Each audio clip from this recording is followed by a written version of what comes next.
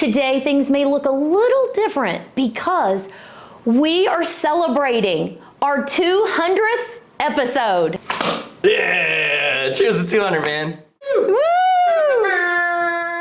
You know, I was just going to keep recording episodes as I had in the past, but I wanted to make a statement to say it's so important to celebrate your wins, small, medium, and large, especially as small business owners and entrepreneurs.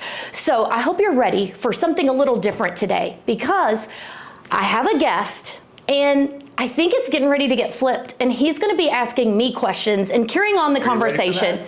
I'm ready for it. Okay. This is my good friend and client, Jason Kerner, who's the owner of Perfect Pitch Events and Entertainment out of Louisville, Kentucky. Jason, thank you so much for coming and doing this today. Oh my gosh, I couldn't be more excited that you've asked, and congratulations on 200 podcast episodes. That's crazy. I know, and my team had been saying something to me about, like, this is a big deal. Like, you really need to take time. 2021 this went, yeah? And I'm probably one of the world's worst about, oh, yay, that was awesome, and then you move on to the next thing. And one of the things I've been trying to do this year is practice more about what I preach to clients. I know how important it is to lead by example, and I'm trying to do better because I want my clients and our friends in the industries to do the same. Yeah, think of it as me. You would be cheering me on for 200 of anything, right? And you'd need to do a video, and you would need to do social media posts about it, and here we are. Here we are. Yes. And we're about to do it, and I am so lucky to be part of it and to introduce to you my good friend, not my client, but somebody I would consider to be a mentor, great business mind, and somebody that I love taking all of my advice from and is getting us hooked up, and we can't wait to get involved even further. But my friend Kristina Stubblefield is a multifaceted professional who embodies a little bit of everything. So I'm looking at things like coach, I'm looking at things like consultant, strategist, tech guru. What are you the most? Or maybe it would be a shorter list to know what you're not. Because so far, I think you can do everything. What can we do the most? Well, if 200 podcast episodes made you feel the best at? You know, I've been fortunate to be blessed with the gift of technology coming pretty natural to me, and I'd like to say that I don't take that for granted. One of my favorite things to do is help educate and empower others, especially small business owners and entrepreneurs. That's where it's at for me, is helping them realize how much tech can be a tool in their business.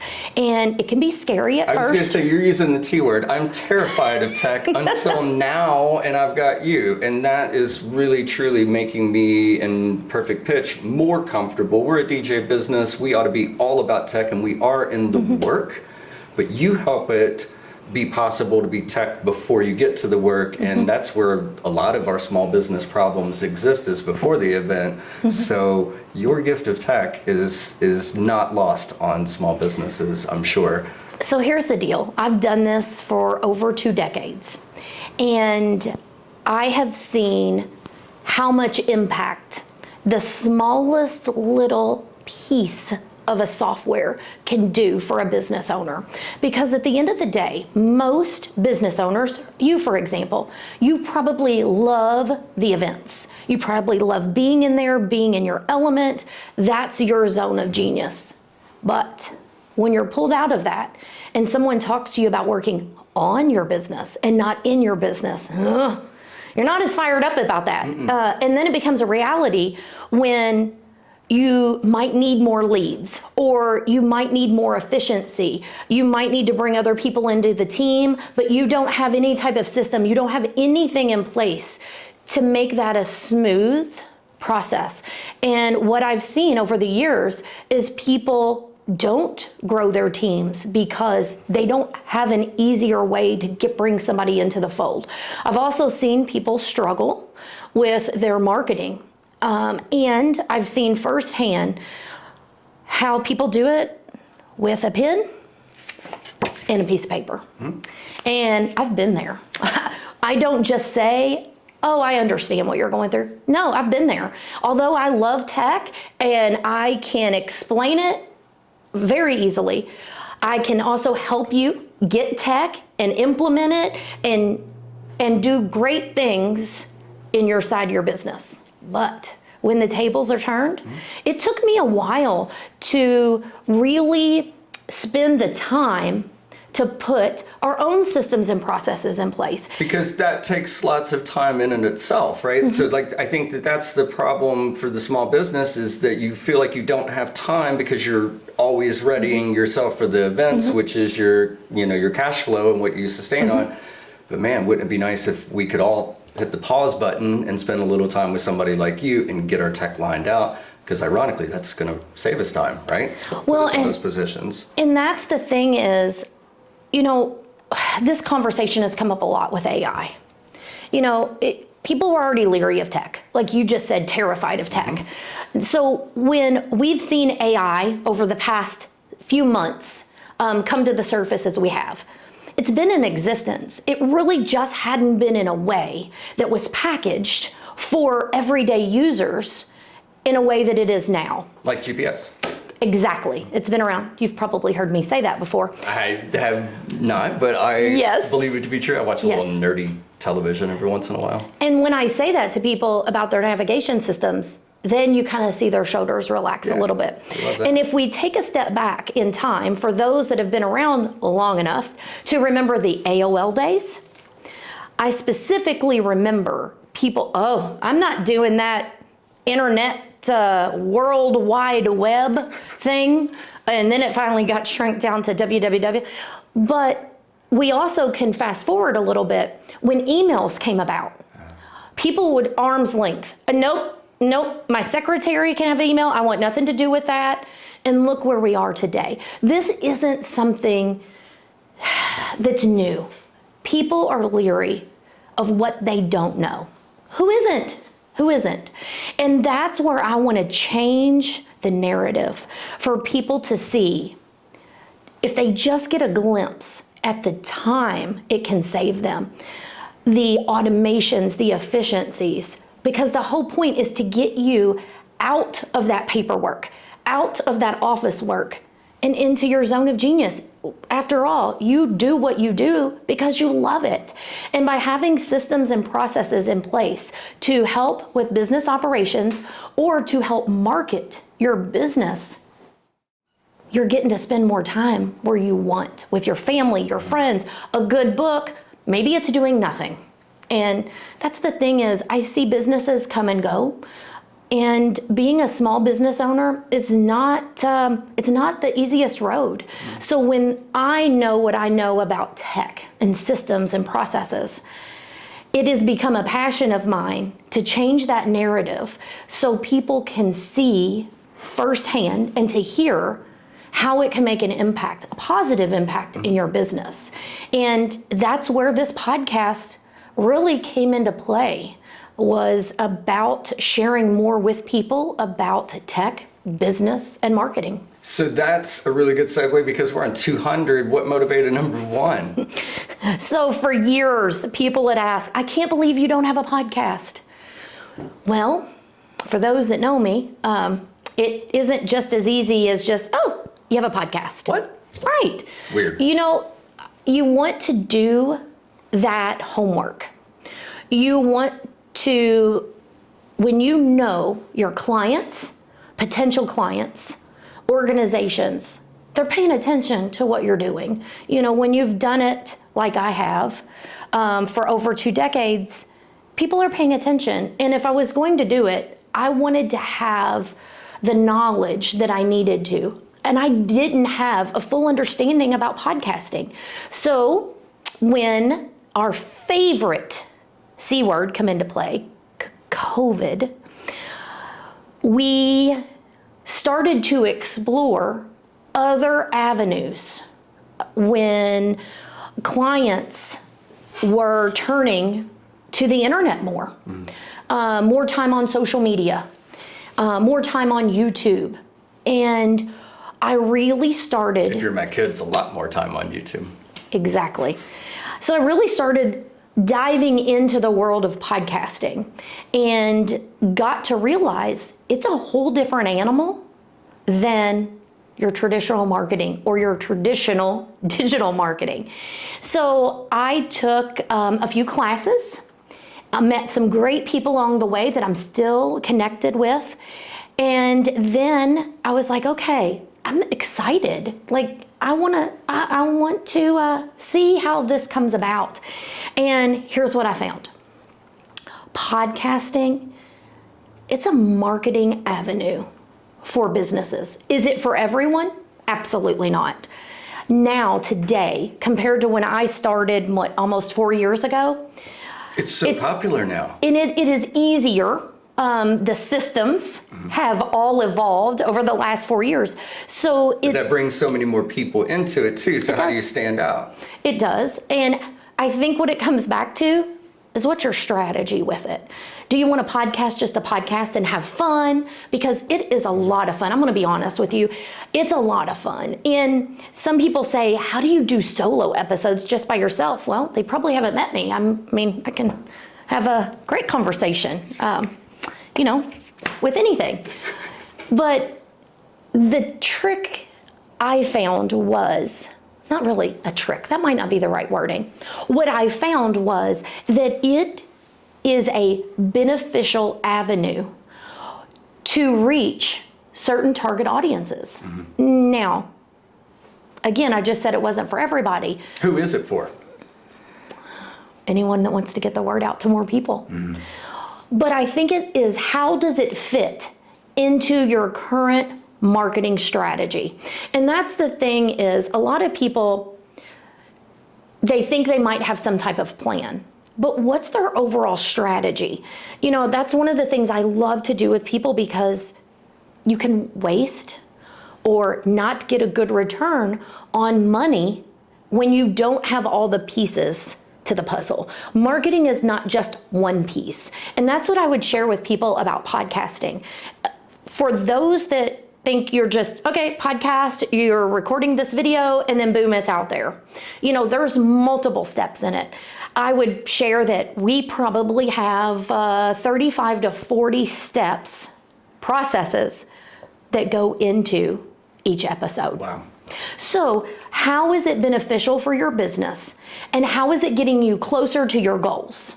And I just mentioned several things there. Strategy, goals. You're not necessarily going from, oh, here's my strategy, and now I'm reaching my goals. That plan in between there plays a vital role. So over the years, I've worked with others on their podcast, whether it was already in existence, and I've had the privilege to work with people to get their podcast off the ground.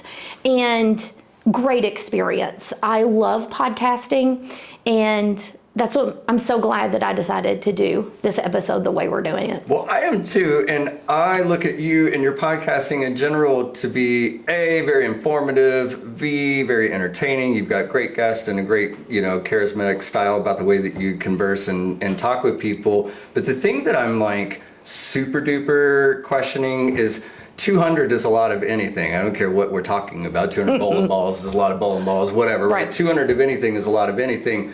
200 topics for 200 podcasts, not to mention that you've done other things and other podcasts in other ways and stuff. How do you keep topics that are fresh and novel and interesting and relevant and what people want? Do you get those ideas in your head? Do you get those ideas from people that listen to the podcast and hey, you should do an episode on? How does that come? I love getting feedback from people, by the way. I think that's great. And I actually do pay attention to all of it. Do you get fan mail? Are you popular? I've gotten some fan mail, yeah. When you put yourself out there, you can attract lots of things. And for me, it's something that I've been fortunate to attract a lot of positivity and a lot of messages and questions, because it's spurred something in someone's head that's like, oh, I wonder about this, or I was thinking about this software or that software. Have you used these? And I love audience feedback. It means a lot to me, as well as other podcasters. That's the thing, is when you're in this industry with a group of people, you meet some amazing people along the way, which I also have to say, I've had several guests on. And you've been the guest on several. It goes both ways, right? Yeah, I have been. And I always love sharing other people with my audience. Tell me about one of those people. What's like one of the most memorable people or podcast episodes or moments that you can think back to? I knew that you were going to say something to me about this. What's the biggest? What's the best? What's the wildest, wackiest? So I'll say a couple things to it. Okay. Most of the time I don't script my episodes. That's something that people ask me about. I like to kind of go off the cuff.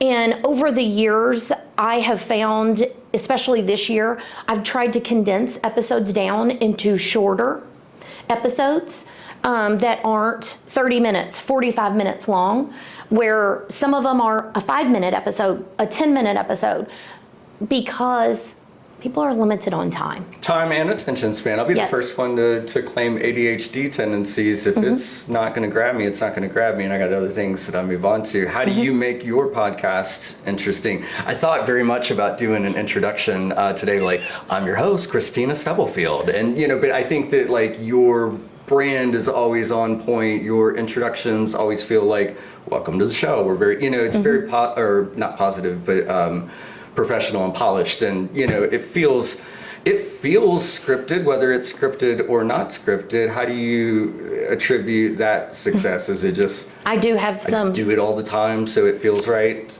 Honestly, when I first started researching podcasting and had taken a podcast course, I was introduced to a voice coach, and her name is Tracy Goodwin.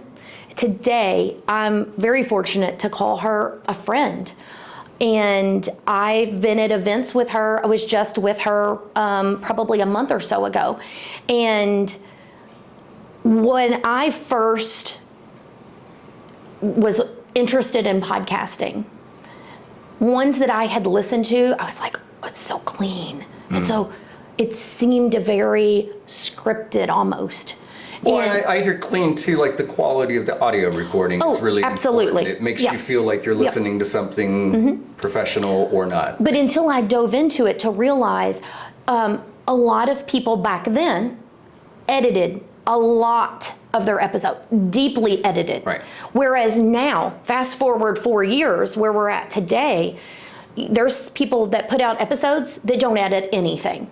And I like to lean towards that second that I just mentioned, because I am who I am. I don't want to be something different. And that is something that I needed to work on. I had an on switch. And working with Tracy, I didn't realize it until that time. I was like, wow, when I went to talk, because I've done speaking engagements, I've done presentations, I've went and taught rooms full of people, been very fortunate over the years to do that. And I didn't perceive myself like that. You're up on the stage, you talk a little different. But I knew. It's like phone voice. Everybody has a phone voice. Hello. Like, you're just talking like, hey, Kristina, what's up? What's happening? Oh, Jason, perfect pitch. How can I help you? You go into that mode. I think that all performers, all entertainers, teachers are entertainers. I used to teach as well, and I think that it's one of the most direct parallels you can have to the art industry is that each one of us is put out there in front of people to do a thing, and we do the thing that we love, and when you do the thing that you love, you do it well. And I think that you do it very well. Well, thank you. I just knew when it was identified that I had an on switch, that I really wanted to work on that. I also didn't realize how much I used filler words. Until I worked through that, and I just caught myself saying like. But I did an exercise, and I was like, there's no way I just did that X number of times. Did they do you like a swear jar or something to where you had to put like $1 in there every time that you caught yourself on recording using a filler word? No, but you're on a Zoom with people that you don't know, and it is something, but overall, it was a great experience, honestly. That first Zoom, I was like, am I really doing this? But I've had so many people, after I did that, say something to me about the way I execute my words. Oh, you're very deliberate. And that is something that I needed to work on. And I'm so glad that I did. So that is one thing in this process that I'm so thankful for. Tracy has been a guest before. You mentioned ADHD. I just recently had a guest on. Tell us about that. Yeah, Tracy Otsuka, best-selling author. I still am going to sit here and pinch myself and say that I get to call her a friend. And I was with her about a month ago at a mastermind event. Tell us about the book title too. You mentioned me, ADHD for Smart-Ass Women. ADHD for Smart-Ass Women is the name of the book. And you know what? Oh, look at that.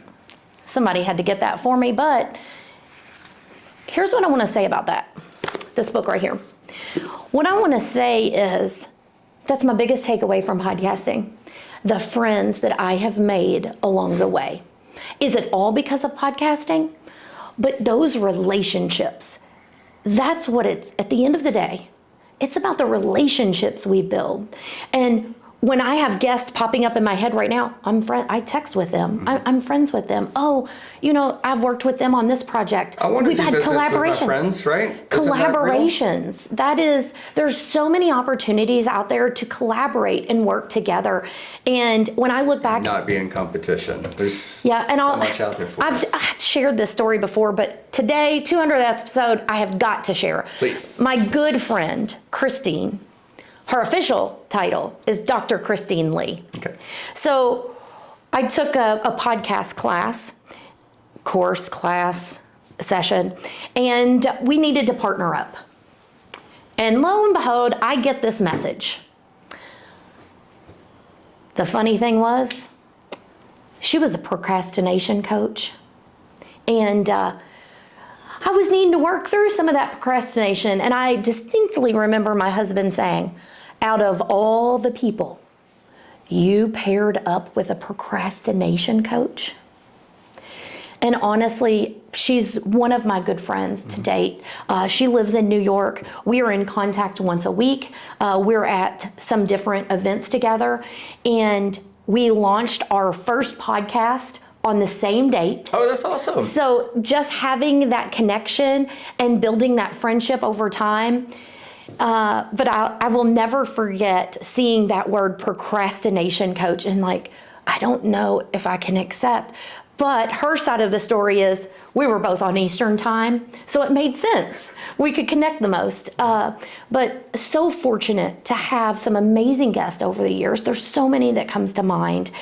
And the best thing about that is I'll share going forward, that has been something I've had a guest on every once in a while over the past. But going forward, something I'm doing is I'm going to be bringing guests on a more consistent, regular basis, because I have some collaborations going on with people. I'm in a couple different groups with different people that have so much to offer. I cannot wait to share their zone of genius with my audience. That to me is so important. I know some people out there do solo podcasts, which are great, but I love to intertwine guests in. I can't be the expert in everything. I'm not. I love where I'm at with tech, business, and marketing. And one of the best things is I love to learn from others. I love to learn. And people look at me sometimes and I'm like, well, why do you want to learn that? I think it's interesting. I think we should continually be learning. I think that's something that's important. I couldn't agree anymore, and I'm the same way. I'm the guy that if I hear anything that I didn't know or I don't know, I have to run right to my phone. I'm either on Google, I'm on Chat, GPT, or whatever, and I got to know the answer right then and right there. We have the keyword, right? Technology at our fingertips. Mm-hmm. What's the good, the bad, and the ugly of podcasting? I mean, it seems hard, right? You've painted it as it's not just a hobby thing. I mean, people can do it as a hobby and that's fun, but certainly you take it to the next level and you've got a commercial application for it to where you're trying to either spark business for yourself or to give your platform to other businesses so that they can spark business for themselves, educating on it. You have agendas. What does an aspiring podcaster need to know about the good, the bad, and the ugly of what it is that you do? What do they be excited about? What do they need to look out for and know up front so they don't make the rookie mistakes? So first of all, podcasting can be a hobby. There are several people out there that do podcasting as something fun, as a hobby. It has nothing to do with their business. They might not even be in business for themselves. They just do it on the side. They have sponsors, or they have other agendas for doing it. Maybe they get free merchandise or travel, whatever. There are so many different things now available when you're podcasting. So the good, the bad, the ugly.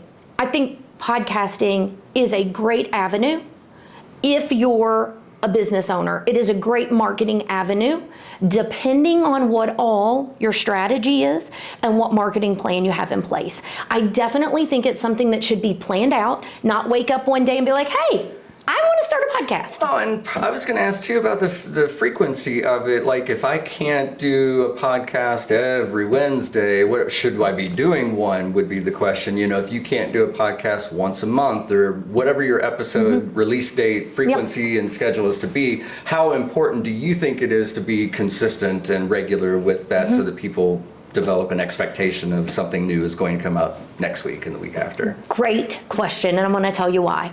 This ties right into marketing. Consistency is key, even with podcasting. But it's your podcast. You get to decide. But the mistake that I see people make, I'm going to put out an episode every week.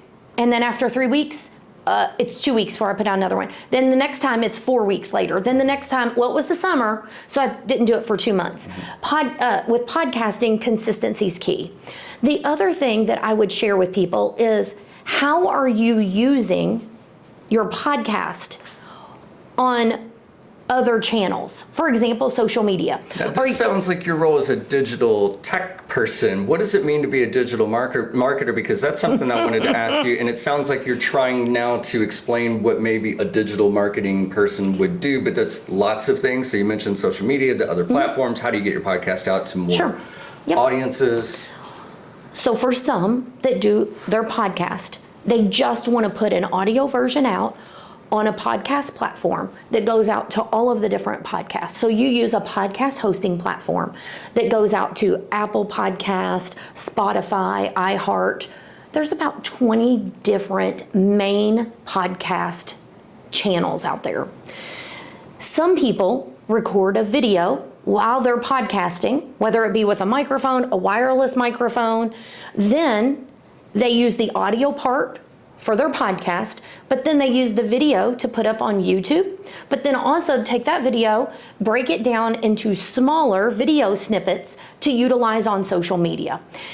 That goes back to what your plan is. If you're just gonna podcast, and I don't mean just in a bad way, if you're going to just do audio whatever your podcasts, investment level is in Correct. your podcasting. And you can start somewhere. Just because you just start with audio, which is what I did, doesn't mean you cannot segue into also videoing your episodes.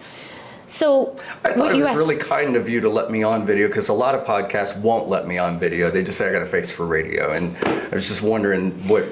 Thank you. That was, yes. You're welcome. I didn't mind whatsoever, and your hair looks fabulous, by the way. Thank you asked me I did. before I started. So listen, I don't want it to be like I was calling you out. You really did ask me before we started.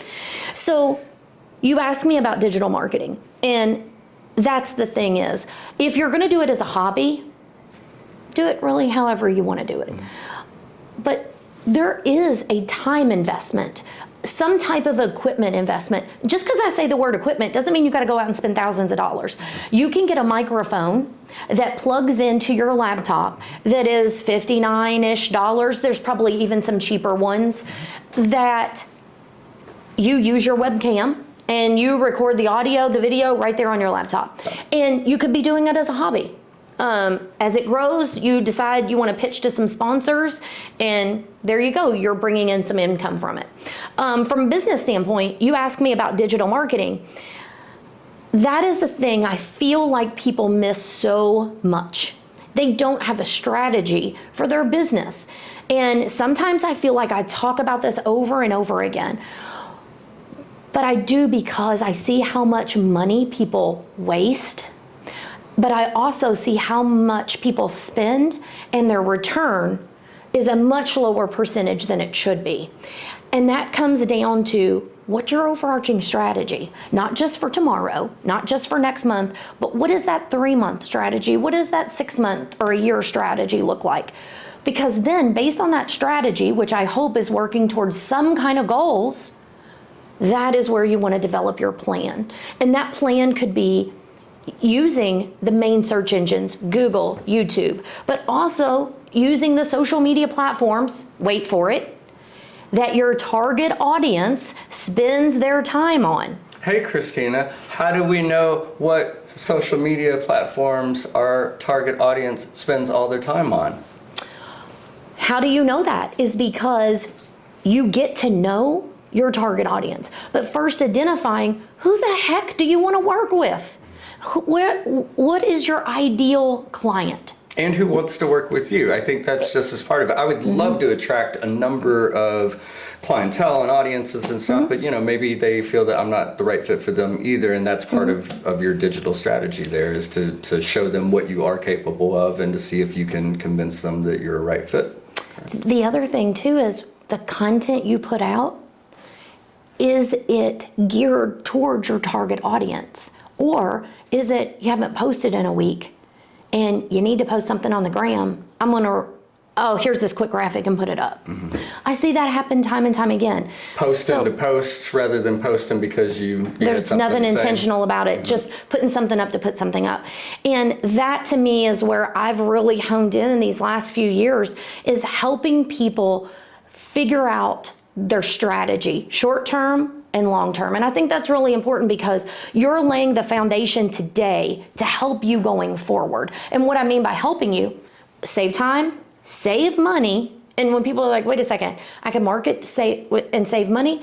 Well, if you're spending money on ads or on platforms where your target audience doesn't eat, breathe, and sleep, then you're probably wasting some money that could be directed somewhere else or not spent. And wait a minute. Are you telling me that you would advise somebody not to give you their money? I'm glad you're asking me that, not my husband. No. Honestly, I have. I think I hear something in that you would tell a person the right thing rather than the wrong thing, and that's part of your brand too, is that if it's not what they need, then it's not what you're going to sell, because part of your marketing is being authentic. Fairly recent, I'll tell a quick story. We had a client come to us that was spending a few $1,000s on ads every month, including a little bit of social ads, but also Google ads. And they didn't have a Google business profile, a free Google business profile. And they also had some problems with their website. And what I mean by that is call to actions, contact or inquiry forms were not working correctly. They're not on their website all the time. I get it. Sure. They didn't realize until they asked somebody else to look at it. You know, that 10,000 foot view that you can't always do for yourself?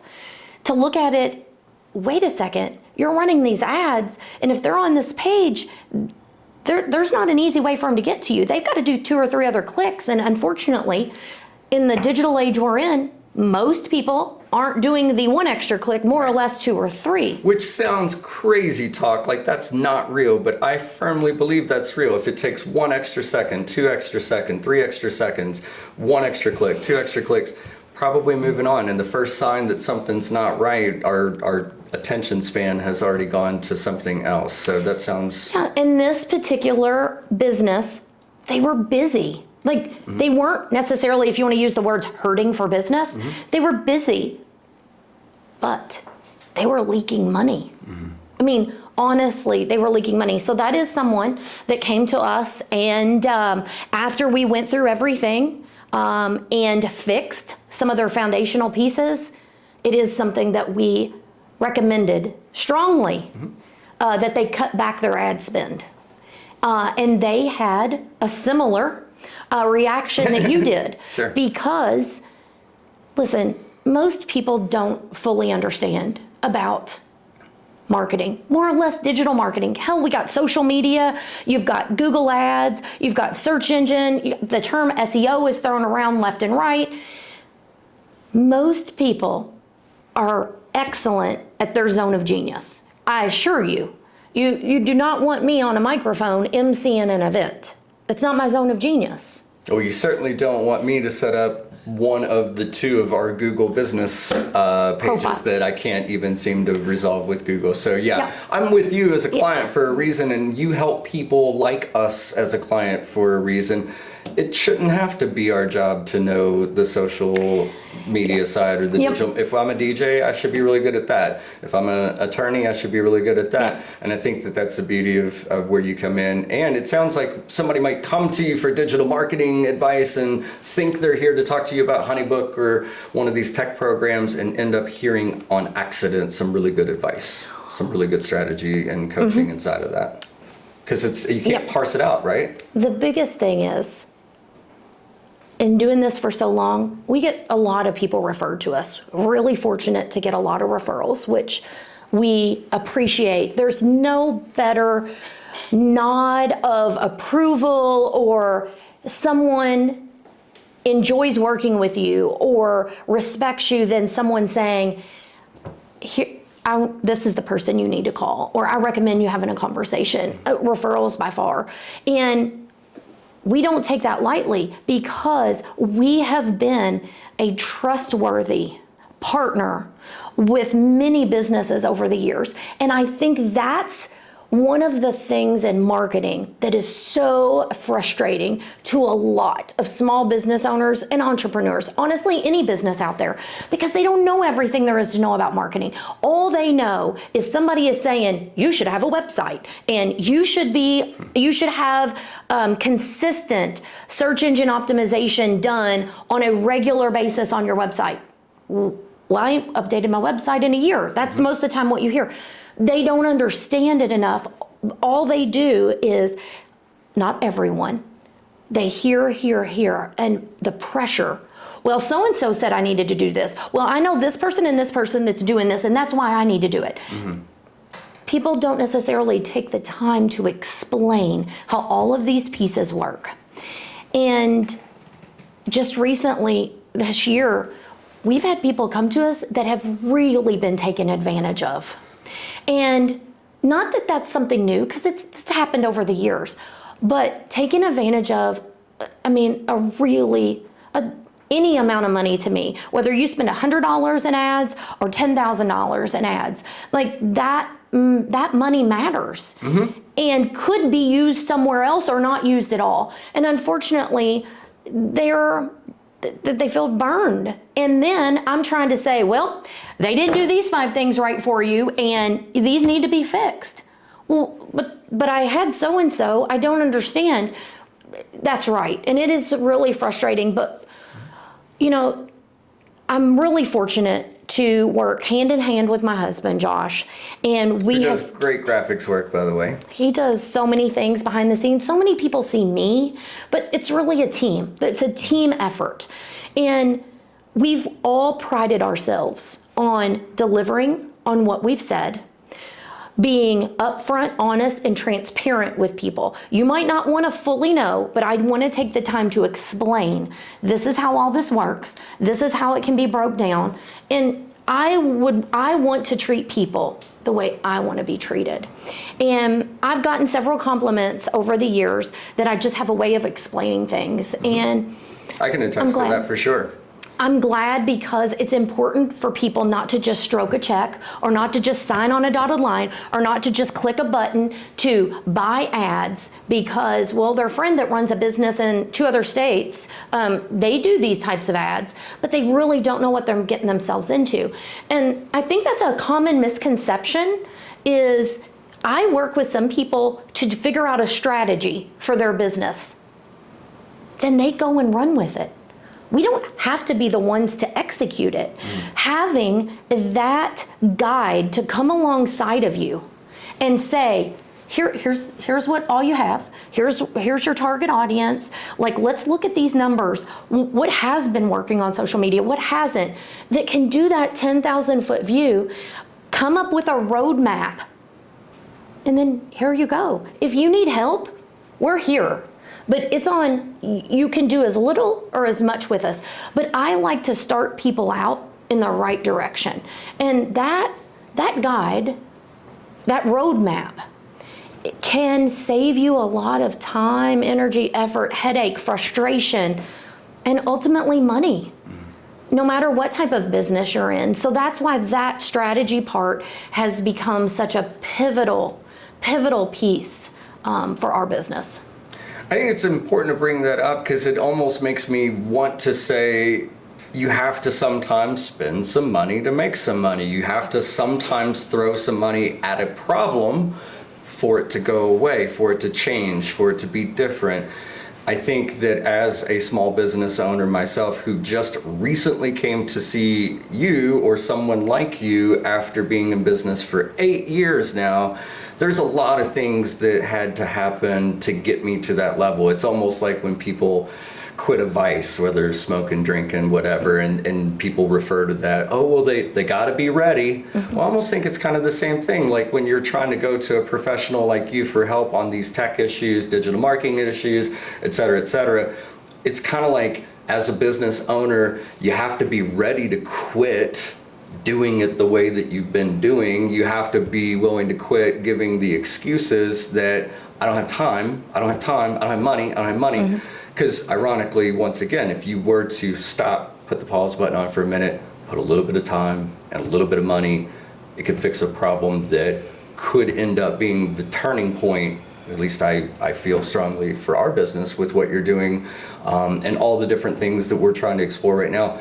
Those things could really be make it or break it for a business. Do you agree with that? Like, if you don't stop, is that the death sentence to your business? Eventually you can't sustain that way, because that's kind of where I could only see that going. If you don't put some of those processes in place that are automated and help you track customers and retain and develop new business, where does that leave us? Well, so first things first is tracking your leads, your clients. And if that You mean on a piece of paper?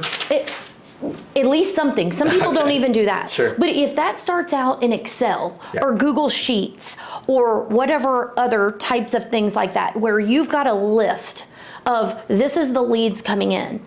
For most, they don't do that. It's just working out of their email inbox. And at some point in time, a couple things can happen. You lose track of leads because you're too busy, and the next thing you know, it's on the third page of your email, you don't go there anymore. And you think that person's gonna reach back out? Of course not. Not in this industry. You're done in a day. If you don't get back with somebody same day, you're probably not getting the work. And the wedding, the event, the corporate, all that, hospitality, it's internet culture. It's a media. We have to have everything immediately. Instant gratification? Must be. So with short form video, you hear so much about short form video. It's that 10 seconds, that 15 seconds, those small chunks of time. That is where a business system can help with your operations, because not only are you talking about tracking leads, but you can track your clients whatever stage they're at in your business that's customized based on your business. Because the other thing too is, it's not just the leads and the onboarding and the time that you work with them. What about the offload? What about the offboarding? How did the event go? What feedback do you have? Thank you for being our Reviews, client. A 1 year later anniversary card. What are we back to? Relationships, connections, communication. The human element of business. It is. And so human element of business in an AI world.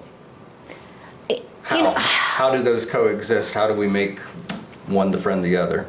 When you spend the time to put your own words, what you say, into potentially an AI program, a chat GPT. You don't just go to chat GPT and say, I want to create an automated email when someone inquires about my business. I need some wording for an automated email. It's going to spit you out an answer. But that, to me, that's an AI answer. But when you take the time to say, here's who I am, here's what I do, here's what I want someone to know when they inquire with my business, and I want them to know that they are going to hear back from me in 24 to 48 hours. You might not be a wordsmith. Hell, I'm not a wordsmith. It would take me, I used to do it all the time. I think that's one of the best benefits about AI. I'd constantly question myself, does this have the right tone? Wait, maybe this sounds too stern. No, this sounds too much like, maybe I'm not a professional. Back and forth, and oh my gosh, you can drive yourself crazy. I've had conversations with people about this. How long do you stare at the blinking cursor on the screen? But using an AI program to say, can you help me take this information I shared with you and craft an email response that can go out right after someone inquires as an automation? And FYI, this is the nature of my business, and this is the tone of voice that I want to have. You're setting the expectations that you received their inquiry. That's one of the biggest things. Like, people don't know. Did they get it? Do I need to call? Maybe I should. Wait, there's another number listed here. What do I do next? You're leaving it float out there. So people are like, oh, you shouldn't use automated responses. Well, if you're working on a project for a client, you're at a video shoot, you're at an event, whatever it is that you do in your business, and you're not back in the office for 12 hours, you're probably not getting on there whenever you wrap that up. It's probably going to be the next day. But then if you're booked that whole day, or if you already have meetings scheduled. 3 days and a weekend. So if somebody were to email Perfect Pitch on a Friday, and we've got a gig Friday, Saturday, and perhaps Sunday, we do a lot of Thursday events. It could be 4 days worth of nonstop work. That's 4 days that people can research and find someone else. And they already have, I'm sure of it, if it's gone that long. So and that to me. I like that automated response that says, we got you, and we'll be back with you ASAP. But I think people have stuck in their mind what they've seen, that a big box store or that somebody else just, thank you for your response, you'll hear in 24 hours. That doesn't have to be your response. So just reassuring someone, oh, they got my inquiry, or they got my email message, or they got whatever it is, and oh, I can expect to hear back in 2 days. Or possibly you're somebody that can go ahead and attach a price sheet, or a one-sheeter that's or you in the meantime, if you want to learn more about, go to blank. Visit our YouTube page to watch videos of our past. Yeah. I'm saying all this like we have it or something, but it's things that we've talked about, like future state. You could do this, you could do this. I think it's so exciting, the world of digital, because you can do so much with not a shoestring budget, but certainly it doesn't cost the same as it would if you were publishing pamphlets for everything. You can do a lot more for free with the digital world than you can ever before. Well, and that's just, people don't know what they don't know. And a lot of times what gets in our way? Our mindset. Ourselves, sure. Ourselves, we get in our way. And I say this to share, that's something I've really had to work on recently. Over the past few years, I've really invested a lot of time and money on my own mindset, to where not only me, but our team could be in a better spot to help our clients. We can all elevate. You know that saying, the tide lifts all boats? Yeah. I'm probably jacked that up, but you get my point? I see some boats lifting up in some water. We can elevate together. And I think that's the thing, is being in business, no matter what type of business you have, it's not always the easiest. How many different hats are you wearing? How many different things are you having to think about or do to even produce what it is you do? So to know that there's tools, technology out there to help run your business, you owe it to yourself just to check into it. You might not want to do anything, but you owe it to yourself to how efficient can things be, to where you can grow your business, because that's a lot of times why people don't end up growing. They're maxed out. They're over capacity, they can't do it. Or what if you're in a position like us, to where we've been doing everything fine, but I want to grow even more, and I know that if it were to grow more without those technologies in place, we'd be overwhelmed, right? We're at a great place now, everything's good, we're working, we're busy, we're steady, we keep up, but you know, if we wanted to take things as we do to a much greater level, it takes something like what you offer to be able to handle the volumes. The other thing too, you asked me earlier, do you have to stop where you're at in order to put things in place? No, and I don't recommend doing that unless you just have it to where you can block off whatever amount of time. Off season. But you can set aside a little bit of time each week. This isn't wave a magic wand and things are completely different. Come on, it doesn't happen like that. But I thought you listened to one episode of a podcast and you knew everything that you needed to know for the rest of your life. If it's my podcast, well, if absolutely. It's specifically this episode of this podcast with the guest host. It is called Simplified Solutions. Then maybe I shouldn't be the host. But honestly, that's the thing is, we can all improve personally, professionally, just a little bit every week, a little bit of time every week. It's small things that can make a big difference. What's the 1% thing? I've heard that before, to where there's a book written, if you improve everything that you do by 1%, it's just the cumulative nature of that would really add up and crystallize. I don't know what that one is, know either. but you just made me think of another book that 80% done is 100% awesome or 100% great. My old boss used to say 80-20 rule, if you're 80 there, go.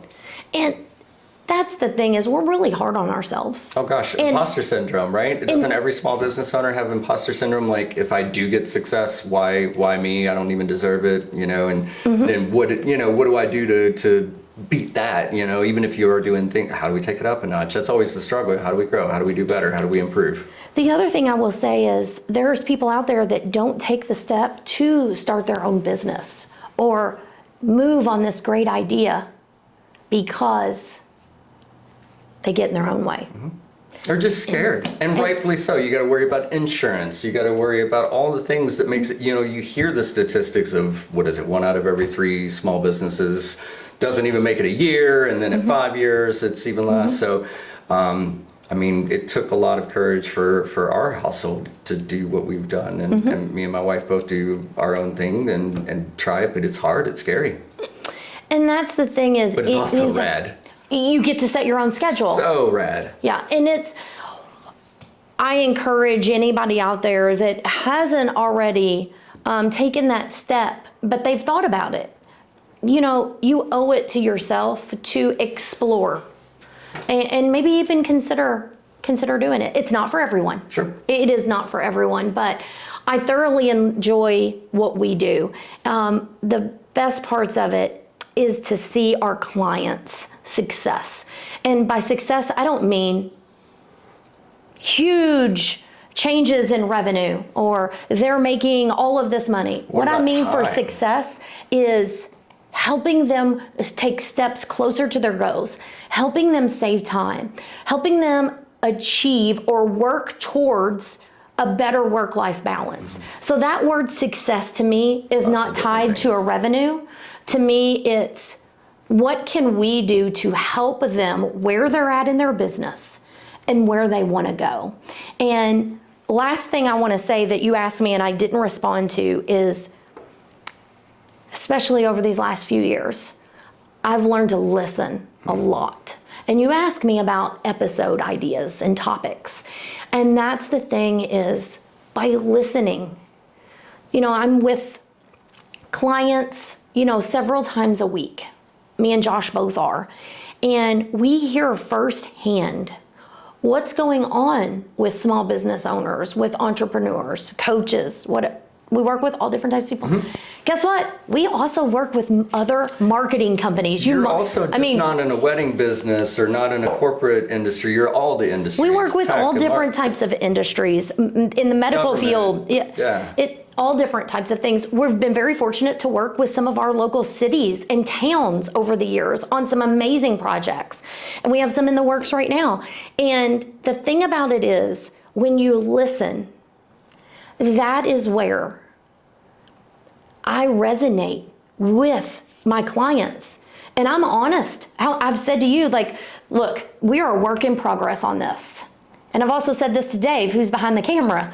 I've said, this is a work in progress, and here's where we were, and here's where we're at now. This is our next step with that, but it's taken a little bit of time to get there. And I think that's the thing is, it's human to human. It is human to human. And yes, we work with other businesses, but at the end of the day, we work with the people that's behind that. And I've been there, done it, worked through it, work in progress, whatever wording you want to attach with it. And I think when you can relate with people on that level and not just say, oh, I hear you, or oh, I know. I get it. It's not the easiest, but I assure you that having someone be an accountability person, help you come up with that roadmap, but also to know that you can call upon them when needed, that's what it's all about for us. I absolutely love that. I think that what you're doing for your clients, and I can speak to it personally, but even take that out, I've seen you enough in classroom settings to be doing workshops on ChatGPT to those that are looking for ways to incorporate that into their business. I've seen you give many presentations all over the city, and the common theme about that is I always agree and resonate with what you said about being able to make things digestible and understandable for people, and your past teaching skill definitely makes that part of the process. And I also want to go a step further to say that a teacher's job is to not make their student feel stupid, right? So to teach them while maintaining their dignity. And as somebody who willingly admits, like, I need help on social media, I need help on accounting, I'm a damn fool when it comes to bookkeeping and all the, like, I don't want to do any of that stuff. I want to create and I want to have fun and I want to, do what I do to be the creative that I am. I need other people to do that kind of stuff, but I also don't really want to be made to feel like a terrible human being for not being good at accounting or not being good at marketing or things like that. That's one of the things that I was taught a long time ago by a great boss that said, my job as your boss is not to know how to do everything that you do. My job is to surround myself with people that know how to do all the things better than I do. If I can identify the talent and I can bring them in and I can make them work well together, I really don't even have a job in this mix other than massaging the process so that it flows correctly or whatever. So I think that you have a wonderful way about working with your clients and the people that you teach in classroom setting or so forth to allow them access to the education and the information that you want them to have without the indignity of ... I can't believe you didn't know that. Well, thank you for saying that, because that's really important to me. Is when you talk about anything about tech or anything like that, some people are hesitant. They don't want anybody to know that they don't know. Sure. Or they nod, right? They nod like, I fully know what you're talking about with systems and processes. But that's okay. The thing about it is working at your own pace and getting things set up the way it works for you. But also knowing that there's people out there that you can ask questions and there is no judgment. I've always said it's a judgment-free zone. And you're right, I've taken on the topics of talking about AI. And I've actually had other agencies reach out and be like, why would you talk and educate people and show them how to use AI? Oh, doesn't that put you out of work or whatever? Why wouldn't I? Is that the question? I mean, that's the thing is people want to say, well, isn't that going to take over? Isn't that going to be... Listen, we have to stay... Me, why do you talk to other DJs in town, like in the friend? Well, because they're my friends, right? They're nice and we can collaborate. We are stronger and do together. A whole lot we are more stronger together. But the thing about it is, for some businesses, they're not ready to work with a company to help them with their marketing, or as people like to say, take over their marketing. But if you start with small steps, when they start to get results, when they start to see, oh, well, that strategy, I implemented a few of that made a difference.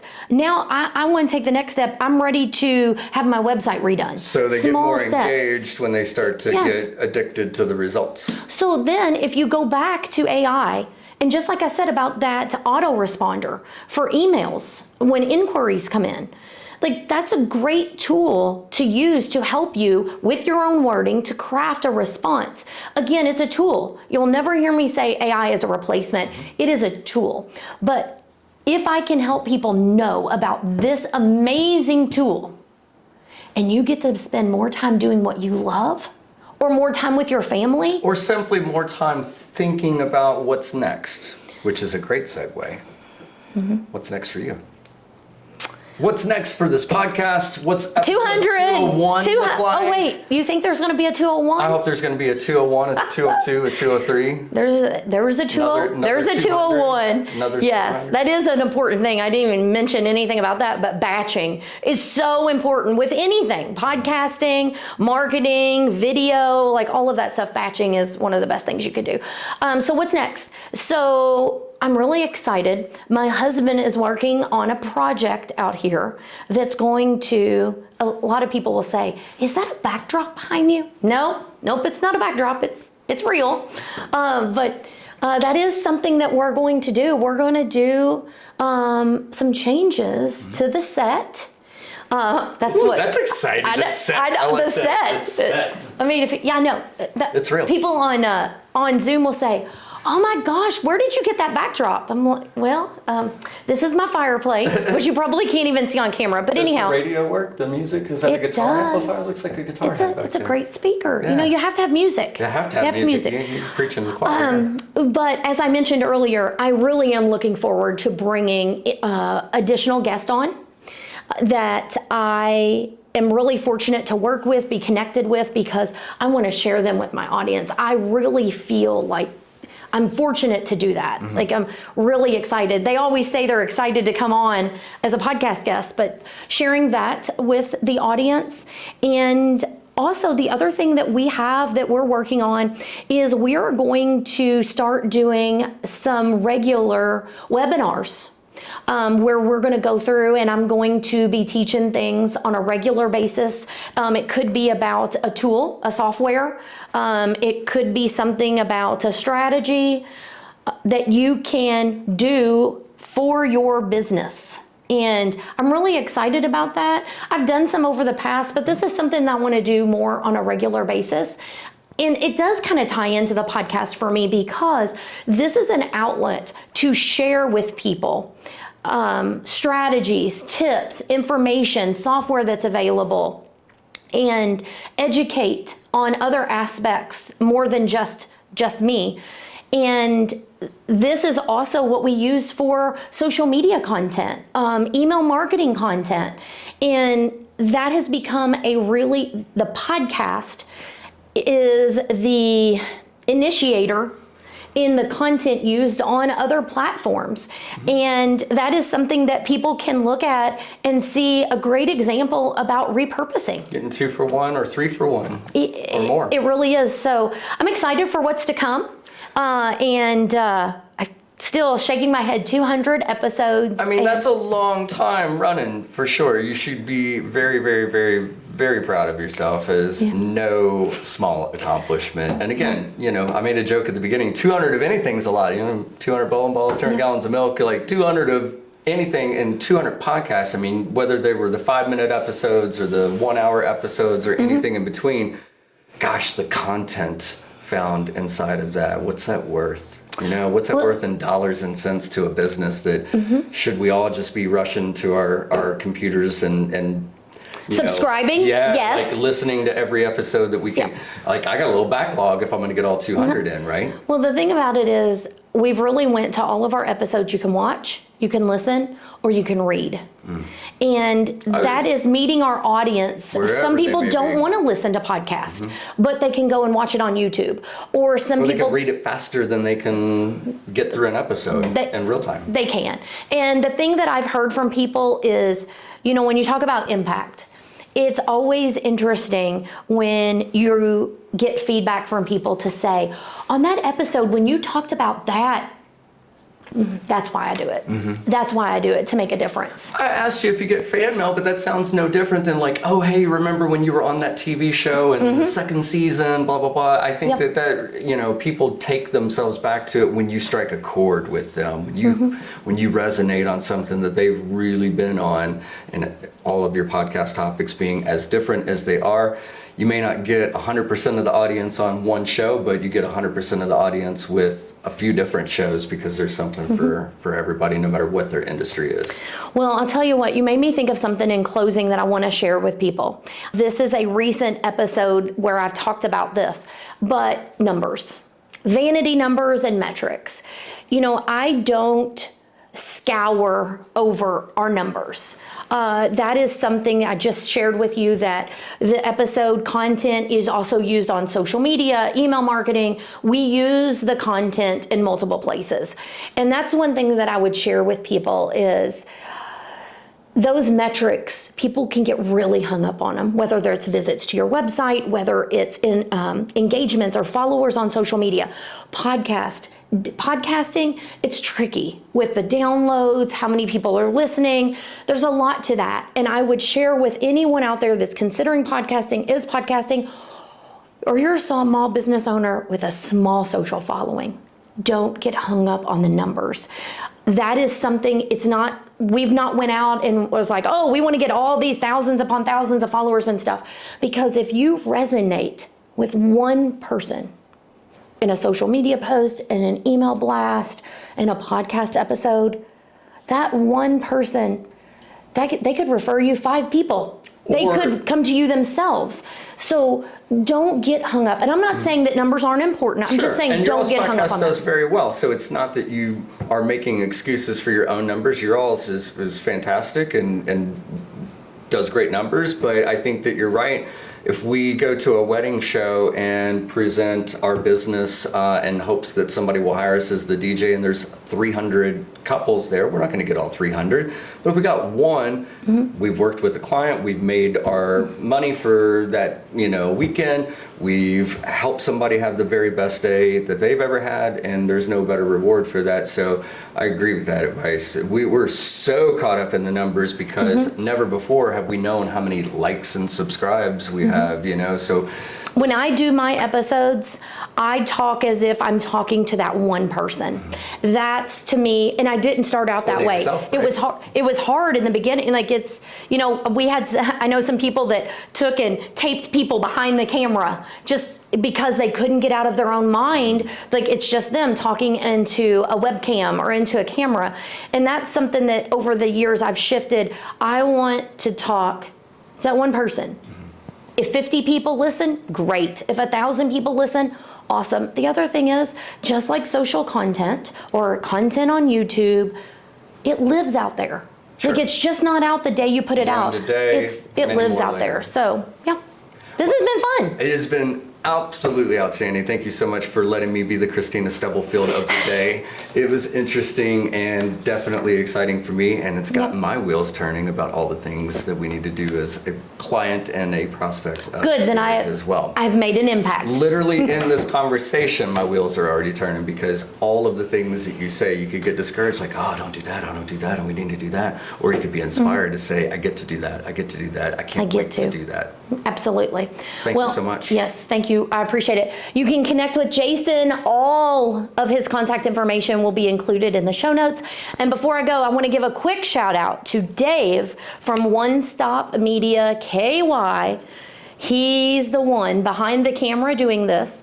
And also to Josh, my husband, who usually isn't out here when this stuff goes down, and he's been doing some behind the scenes and some photos and things. So, but also my team. So 200 episodes, it is a lot, you're right. And it's been a great time. I'll be honest, I'm more excited about the future. I love to look back, but looking ahead at the future, but that's not done without an amazing team. And I have to give a shout out to Leah and Stacy. They have been with us, and it is definitely a team effort. It is not just one person. And there's other people too that are behind the scenes, and I want to say thank you so much to all of them, and all of our clients, all of our listeners. We appreciate you being a part of this show, and buckle up, because it's been a good time, but it's time to look towards the future. Well, thank Yep. you so much. So in Media Group, Simplified Solutions, Kristina Stubblefield, to 200,000 more episodes. I don't know, that's a tall Yep. order, but I think you can do it. Don't miss the social media clips for behind the scenes of this one. You don't want to miss it. So thanks, everybody.